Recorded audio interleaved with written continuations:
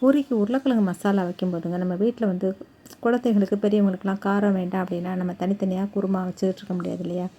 அதனால் என்ன செய்யலாம்னா பச்சை மிளகாய் வந்து லைட்டாக சின்னதாக ஓப்பன் பண்ணி விட்டுட்டு சில நேரம் ஓப்பன் பண்ணாமல் கூட அப்படியே போட்டுட்டு நம்ம மசாலா வைப்போம் இல்லையா? உங்களுக்கு எப்படி எந்த டேஸ்ட் வைப்பீங்களோ வச்சுக்கோங்க. நாங்கள் வந்து பச்சை மிளகாய் வந்து பொடியை கட் பண்ணி போடாமல் இல்லை அரைச்சி போடாமல் அப்படியே முழுசாகவே போட்டு அந்த எண்ணெயில் வெங்காயம் பச்சை மிளகாலாம் வதக்கும் பார்த்திங்களா?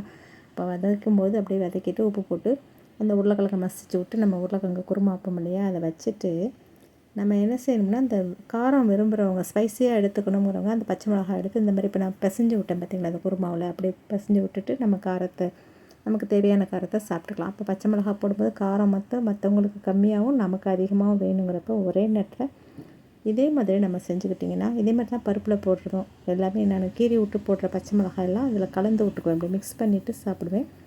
என்னோடய பொண்ணுக்குமே இப்படி தான் பிடிக்கும்.